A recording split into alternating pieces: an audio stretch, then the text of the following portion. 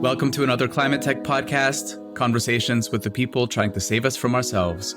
Today I spoke with the serial tech entrepreneur and angel investor Markus Linder about his company Inoqo. I reached him here in Vienna to talk about the decarbonization of the grocery chain, what food companies are doing to become more sustainable, and his own sustainable campaign, One Change a Week.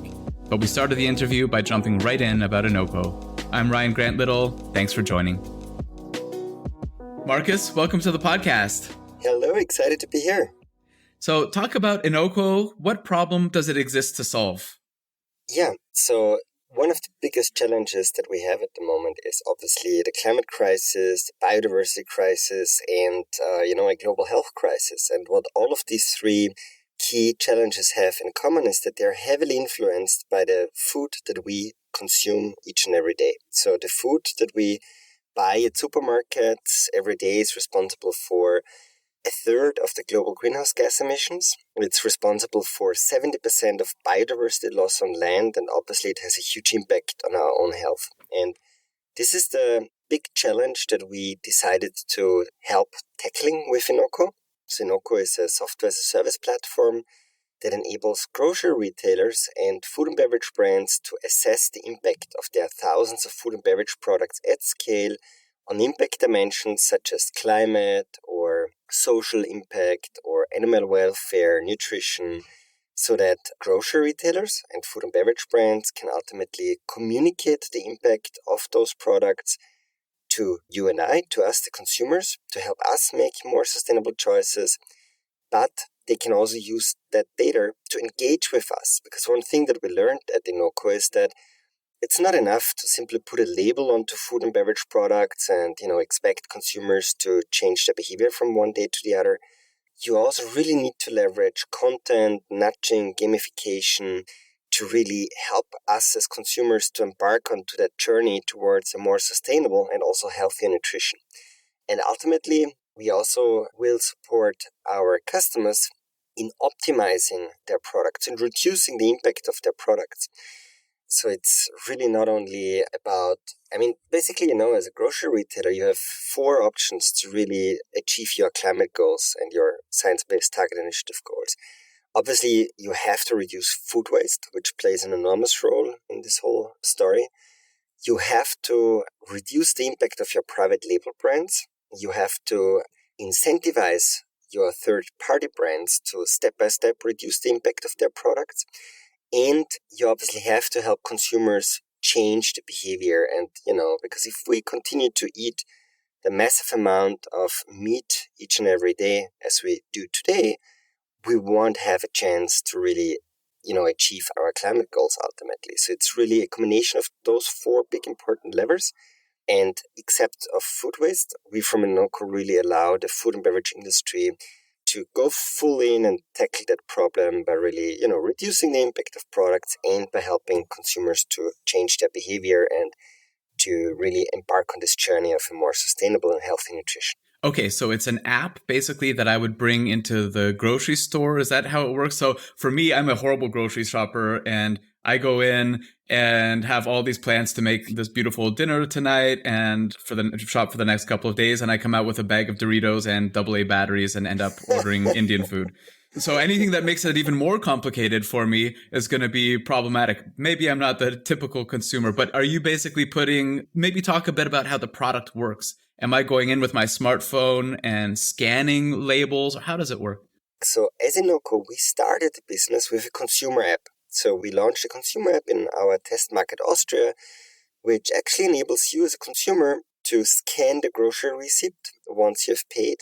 And then we show you how climate-friendly your purchase is. You see from dark green to dark red, whether you did a pretty amazing job already, which you obviously most of the time probably will do. I think, if I remember correctly, you're vegan, right?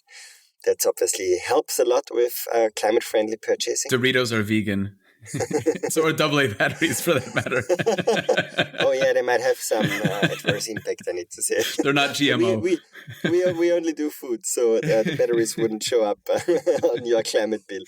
No, but this is how we basically started. So showing consumers through our Inoqo consumer app how sustainable their purchase was and making recommendations that are more sustainable. But A year ago, we basically figured out that the large grocery retailers don't plan to sue us, because that was our initial assumption when we started there, because we actually thought, okay, we're going to make it transparent, how shitty all those products are that you can find in a typical grocery store today.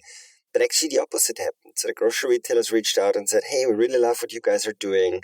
We know we need to embark onto this journey to help our customers become more sustainable and, to improve our products. Can we somehow integrate the things that you're doing? And that's why a year ago, we completely pivoted towards B2B. We still run our consumer app, but it's like, we don't really put effort into it. And with our B2B product, we basically receive the public data that our customers have about their food and beverage products. So the ingredients, the labels, the nutritional values. Based on that data in the first step, we can assess the impact of these products. So basically, we have an algorithm that allows us to understand what is the composition of the product, how much wheat is on a ready-made pizza, how much tomato, how much tuna.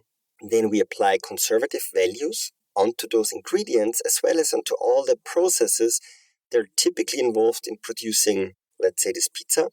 And this way we can communicate, or we can provide the retail customer a conservative estimate of the product carbon footprint, for example, of that product, but also by leveraging labels and so on and country of origin related information, we can provide feedback in terms of what's the social risk behind that product, what's the animal welfare implications of that product, and so on.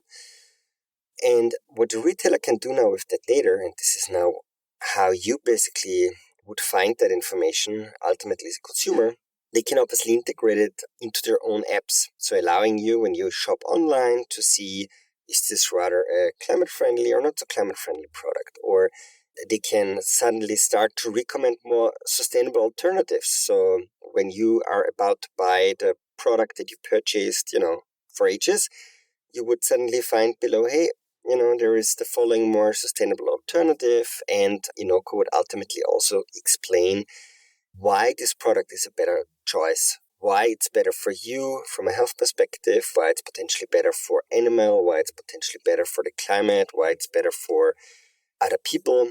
To not only just show you, from dark green A to dark red E, is this a sustainable or more or less sustainable product, but to also really give you the facts behind it. Because what we have seen is that if you want people to change their behavior, you really need to allow them to actually understand what are the implications of their choices. And this is basically the data and the information that we also provide to our retail customers so that they can, over time, educate you as a consumer. And, that the journey for you as a consumer would go on, because obviously what our customers do is they start printing our label onto their products. So front of pack labels, where you immediately see, okay, is this a rather, environmental friendly, animal welfare friendly choice, or rather not. You would find a QR code typically on our label, which also allows you to get access on these so-called impact insights, where you can learn how much space did the chicken have, was it for sure not fed with soy originating from the Amazon rainforest, did it ever see the daylight, and so on. And the journey goes on. So once you buy the products, once you check out at the supermarket, and if you did, let's say, rather, for example, climate-friendly purchase or animal welfare-friendly purchase, the retailer can now praise you for that. So they can basically send you a push notification onto your mobile if you have used a loyalty card or loyalty app on cash out, and tell you, hey, well done. This was a very climate-friendly purchase. They can reward you. They can give you, extra points or cashback vouchers or similar benefits to really reward you for shopping in a more climate-friendly, more animal welfare-friendly, more sustainable way. So this is, in a nutshell, how you as a consumer would basically engage with our technology through the apps and through the interfaces of our grocery retail customers. Okay, so it's basically gamification of all of these factors, from animal welfare through to sustainability. And so you're working with the retailers, not the food manufacturers specifically? Or, I would imagine that this almost becomes like, 10 years from now, maybe this is like the ingredients list that's on the package itself, and kind of it's required to be on there. How much salt does it have in it? How much, saturated fats, that type of thing, where maybe at the beginning, the food producers were pushing back a little bit and not super keen on it, but now it's just kind of it's table stakes and the way the industry works. Is that kind of the direction you think we're going in? Yeah, absolutely. That's the direction. So we on purpose start with the grocery retailers because if you look at the grocery stores, you will find usually thousands of private label brand products. So the grocery retailers really have, quite a large market share in terms of the products that are sold within their own stores, which gives them, a huge opportunity to start with something like this. But they also have the right commercial incentives to do so because ultimately the brands are always a little bit in the situation, unless they are already super sustainable today, that they are telling us, hey, I don't really want to be the first one to start doing this. I know we have to do it, but I don't really want to, be the first one. If my competitor doesn't do it, consumers might, buy products that don't have a label because they think they're better. And on the other hand, the retailers have a massive incentive to do so because by really labeling their own private label brand products, they can first of all really appeal to that sustainability conscious target audience. So they can really become the number one go-to destinations for shoppers who care and who want to learn how to shop in a more sustainable way. But they can also ultimately shift the revenue mix away from typically not so sustainable products, which typically happen to be third-party brand products, towards more sustainable products. So vegan products, vegetarian products. And if you walk through a store, you will quickly realize that the supermarkets usually have a very high market share within the vegan space, within the organic space, which means in the end, they are shifting revenue away from third-party brands towards their own sustainable private label brands where they typically have a much higher margin. So there's multiple benefits commercial benefits that the retailers have here by really providing more information to their consumers, giving them access, allowing them to understand what are the sustainability benefits of, switching from one product to another, which frequently happens to be one of their private label brands. Not on purpose, not because our methodology would be skewed towards them, but just because they have a very large share amongst those, typically have a very large share amongst those vegan products, organic products, and so on. That's really interesting. So if you look back on the history of private label brands, say that they've been around for 40 years plus or minus in grocery stores, and their whole thing is that they're lower costs because they don't have advertising, they don't have to push that, and they're kind of like they're like products. But now all of a sudden they have an opportunity to stand out. So it's almost like the original raison d'etre just being the cheaper one, and the like product of the bigger brands now all of a sudden has a competitive advantage from the perspective of the consumer. So it's kind of turning the model on its head a little bit. Yeah, absolutely. Yeah. It's really interesting times for grocery retailers at the moment. Yeah. And a huge opportunity. So one of our partners, McKinsey, estimates that retailers can actually increase their profit by up to 50% by really, being a front runner in this green transition, by reducing risks, by reducing costs, but also by seizing opportunities. And those retailers who are, really front runners in that space will massively benefit from that green transition that we're seeing happening at the moment. And so we're talking about companies doing this on a voluntary basis. I can imagine that there's probably some stuff before kind of EU Parliament or, in the US that's starting to think about this kind of from a policy or regulatory perspective about, mandating that some of this footprint stuff is there. Maybe it's farther out, but I can imagine that it's starting to happen. What are you seeing there? And at what point do you think this will be required? Very interesting things are happening there. For example, the European Union is currently working on the Green Claims Directive. It's going to govern to a very large extent how sustainability claims have to be backed up by data, by science-based evidence, and basically this is really like a directive that will, to a very large extent, stop greenwashing. Because today, every company can put, sustainable and green and whatever they want onto their ads. And nobody can really, not nobody, but you really have to you have still at the moment the opportunity to greenwash a lot. And the Green Claims Directive is really about that. But on a European level, there's also a sustainable food labeling framework currently in the process to be set up. It's not yet going to be mandatory in the first step. But the idea of that is to really make sure that across Europe, we have one label that you can find in every country, in every store, in every product. And that basically other labels over time will not be allowed anymore. I mean, if they contain like a scale, like, like this dark green to dark red or similar. And the interesting thing is you don't even need a mandatory label for consumer communication, because what our retail customers are starting to do now is to say, okay, we have those science-based target commitments. So we have committed to our investors, to our employees, to our customers that we are going to, make progress on that journey towards net zero. And one step that we're going to take is obviously on the positive side to incentivize our brands who offer more sustainable products by, for example, recommending them as alternative, or by, for example, featuring them in marketing activities in a more prominent way. But also by ultimately, putting them under pressure by, for example, communicating that every year they will kick out 5% of products within each and every category where more sustainable alternatives are available in the market. So there is a lot of pressure already on the retailers from their employees, from their customers, from governments, from their investors, and that really forces them ultimately to set ambitious goals with regards to climate, greenhouse gas emission reduction. And that also leads to steps that ultimately create a strong incentive towards the producers, towards the brands to also tackle that challenge. And therefore, I don't think that a mandatory label will even be necessary. I think it's just going to happen. It's just going to come automatically, because brands who do not take action, who do not really become a part of that transition, they will just massively lose business in the mid to long term. That's the other thing about brands. They rarely want to be the first, but they also don't want to be the last. Leading edge true. And bleeding edge and all this type of thing. Is it hard to spot greenwashing in a grocery store with products?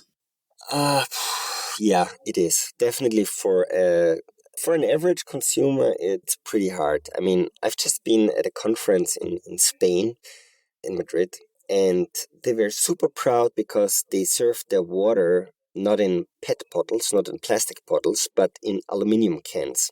And, it was advertised like there's a huge benefit that it's plastic free. And you and I, obviously, we know that the production of aluminium, no matter whether it's recycled or not, is super energy intense and causes significantly more emissions than producing a PET bottle, no matter whether it's recycled or from virgin material.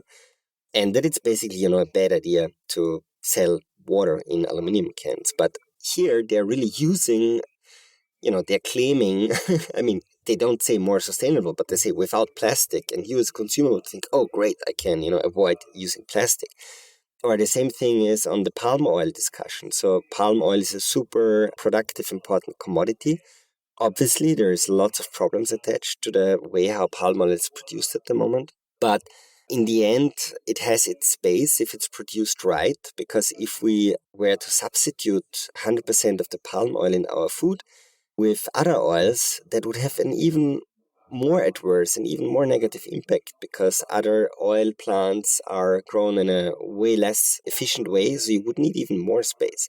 I found this out the hard way from this podcast, actually. Anastasia from Melton Marble was talking to me about, I thought I was being, a good climate warrior and using coconut oil, which is apparently much worse than palm oil. Yeah, it depends. It's not that easy. Coconut oil, it's typically grown in not at that industrial scale yet. And right. Yeah, it's tough. It's not that easy to say. It all depends on the quantity. In the end, lots of ingredients have the space, but there's millions of examples like that where you as a consumer will find it very hard. Or think about the whole regionality discussion. Many consumers think that buying regional or buying local is equivalent to buying sustainable, which really sounds, amazing from a if you look at it for 1 millisecond. But if you then look a little bit deeper and realize that the pigs that your neighbor is producing are maybe fed with, tons of soy originating from Brazil, where it's causing deforestation, or with palm oil from Southeast Asia, where loss of nature is caused by that, then suddenly regional or local, doesn't become the obvious choice anymore. So it's really hard for consumers to understand today what is green and what is greenwashing. And this is why we see a huge opportunities for retailers, for brands to really communicate the impact of products based on third-party verified labels, but as well by providing content and by providing insights into the implications of food products, because that's the only way how consumers will ultimately understand what you're doing there. It's particularly challenging with meat because, when I think of the labeling on ground beef, it's beef, and that's sort of that's it. But if you consider what, if by the mantra, you are what you eat, then you look at what the cow has eaten. And if you treat those as ingredients, it's a very long list, right? That goes in there. And it's definitely not regional. And this is one of the complaints that's levied against plant-based meats and that type of thing. Like the Impossible Burger, people say, well, look how long the ingredient list is. I want something more natural. That list would be just as long, if not longer, if you looked at what was in the, the ingredients were of that cow. Yeah, I mean, depending on where you, how the cow is fed and which type of drugs are applied to the cow in the process of raising them. But yeah, it's definitely also an interesting discussion, clean label and so on. I mean, it makes sense to a certain extent, but I agree with you that you actually would have to also take the long list of food products and drugs that go into the production of beef into account, on the other hand. You're quite active on LinkedIn, and you have one of my favorite recurring series called One Change a Week, which I religiously read and comment on and try to adopt in my own lifestyle sometimes, especially you and I are both big fans of train travel. But you've been doing this, I think, for 140 weeks in a row, which congratulations. I think, week number 3 with the podcast, and I'm trying to imagine what that's going to look like for me. And I wonder if you could kind of highlight some of these. Most of them are about sort of individual decision making in fighting climate change. In those 140 weeks, what are some of your kind of most interesting or favorite tips that you'd like to share? I think the most important tip isn't actually yet in there yet, because you need to get started. You really need to, my recommendation would be to, not look at this huge complex problem and feel, powerless because of, the Chinese or because of the Indian people or whatever. I mean, we have a tremendous challenge ahead of us, but it's also an amazing opportunity to really change the way we live to the better, to pollution-free cities, to cities where you're not, waking up in the middle of the night because a car is, driving by at full speed and, with very loud. We have the opportunity to, again, live more in connection with nature, being part of the nature. And the great thing about it is each and every one of us can really take little steps that help us to move into that direction. Because in the end, solving the climate crisis is not a, 0-1 kind of game. It's not we're going to make it or we won't make it.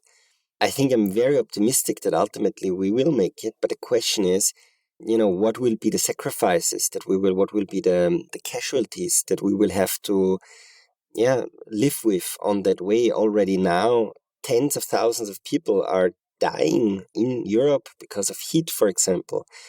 I mean, we see what's going on in Canada, and, we have, I don't want to even talk about all the things that we will have to face in the next couple of years and decades.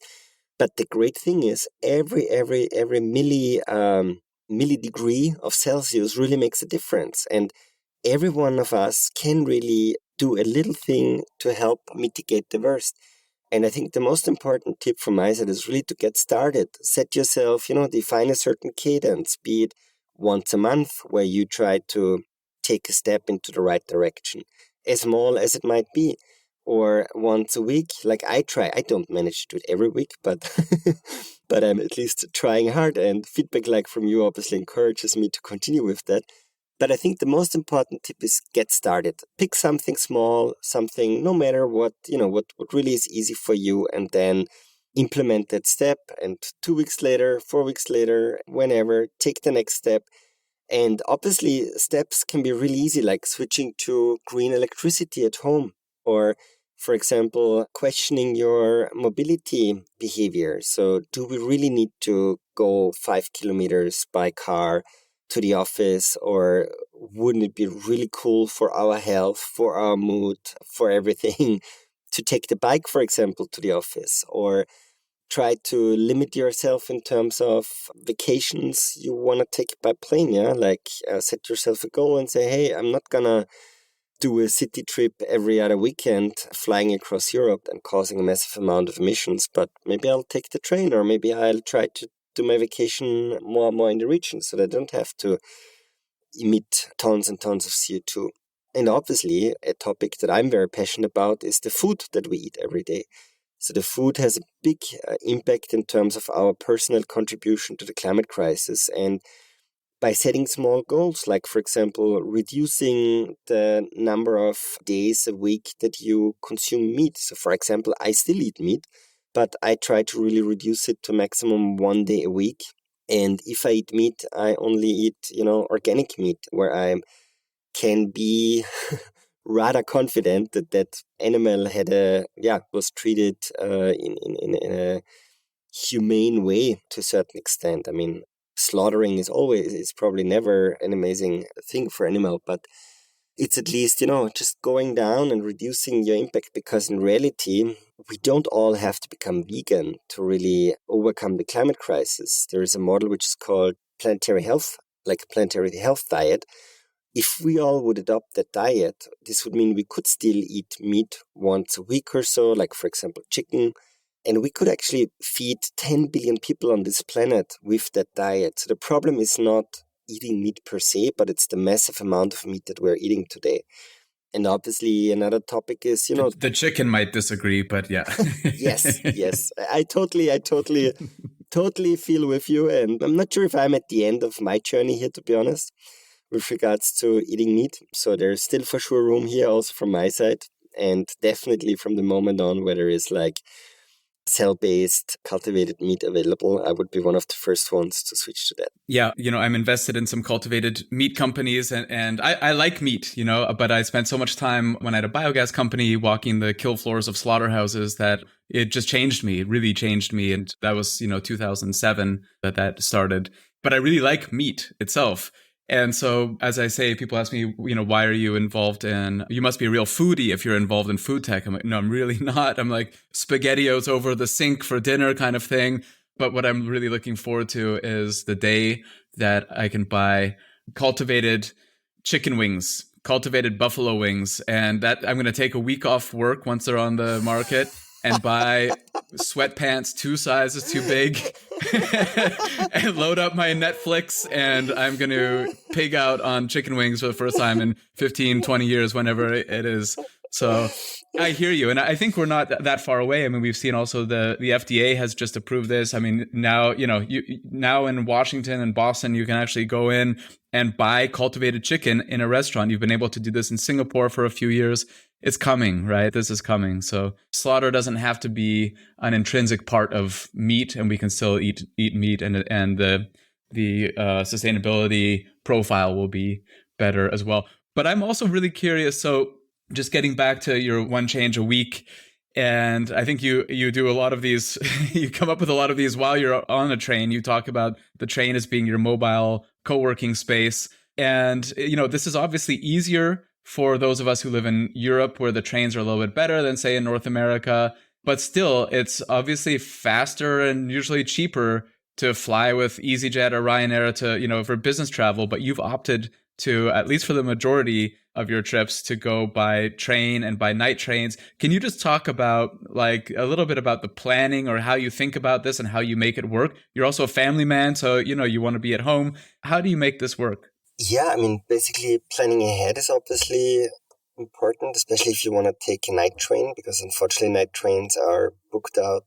typically weeks ahead of departure time. Oh, that's a good sign anyway. So it's a good sign. Yeah, it's a good sign. But it's also really, I'm sometimes doing crazy things like taking a train somewhere to Tyrol so that I can then take a night train from Tyrol to Amsterdam or whatever, because the direct night train from Vienna is booked out usually many weeks, if not months ahead of departure date. But for me, the way I see it is that, it's for me an improvement because, for example, I even take the train to London now, usually. So whenever I can, even to the UK, I take the train. It's just, I hop onto the train in the morning at, 8 a.m. in Vienna, and I'm there in the evening at 9 p.m. roughly in the city center. But basically, I have a full day where I can work almost like I'm working at the office. I mean, internet connection, calls are usually possible, not always possible, but usually it works out pretty well. And usually I try to block out those days to really, make progress with more strategic projects or to really, clean up my inbox. And I really have time to work and to get stuff done. On the other hand, if I would have to take a plane to London, I would have to get up, at 4:30 a.m., go to the airport, go through check-in, security, wait for ages until I get onto the plane, can't really work during takeoff and landing. It's just such a lot of lost time, and I'm tired all day because I arrive not having had enough sleep. And yeah, sure.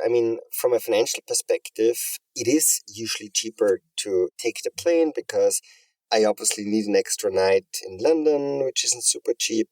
But on the other hand, I'm in the fortunate situation that I can prioritize the environment and my own well-being and my productivity over, financial, let's say, cost saving in the end. And yeah, I really enjoy doing it. So it's not a sacrifice, but it's really for me an improvement of lifestyle in comparison to my old days where, I had to get up at 4:30 a.m. at a regular basis and had super unproductive days because of, flying and then, taking the tube to the center of London. And it's just a different way of traveling. And if you plan ahead and if you use the time wisely, yeah, it's definitely something I can recommend, not only for environmental reasons, but also because it just makes a lot of sense from a productivity point of view. Yeah, I'm the most productive on a train as well. If you want to splash out from Vienna and go in real luxury, you can still take the Orient Express from here to the UK. It doesn't go all the way to London anymore because of passport controls and everything since Brexit, but the Orient Express still goes. So if you feel like a 10,000 euro train ticket, there's an option. Yeah, probably they've found a way to make it very unsustainable. Champagne and caviar and something like that. Yeah, my approach has been, I used to also be, flying all over the place for meetings and, working on impact, but still flying. And now I try to do sort of where I would have gone in person to London or Paris or whatever 3 times in a row. Now I try to do sort of 2 remote by Zoom and then go once, stay a little bit longer, kind of make it count. Yeah, and I think, the way how I typically, I have a threshold of hours that are okay for me. So taking the train for 12, 13 hours is kind of okay, but going to Madrid or to Barcelona where you would have to spend, more than 24 hours on the train, that's obviously I have to fly as well if I have to go there. But fair. I have the same thing with when I'm going back to visit family in Canada. You're not taking a boat yet? I'm really disappointed. So Markus, I'll link the One Change a Week and your LinkedIn in the show notes. I really appreciate chatting with you. Great to see you. And thanks a lot for joining today. Thank you very much. It's been a pleasure. How cool. You made it all the way to the end. Why not go one step further and subscribe, rate, and share this podcast? Get in touch anytime with tips and guest recommendations at hello@climatetechpod.com. Find me, Ryan Grant Little, on LinkedIn. I'll be back with another episode next week. Bye for now.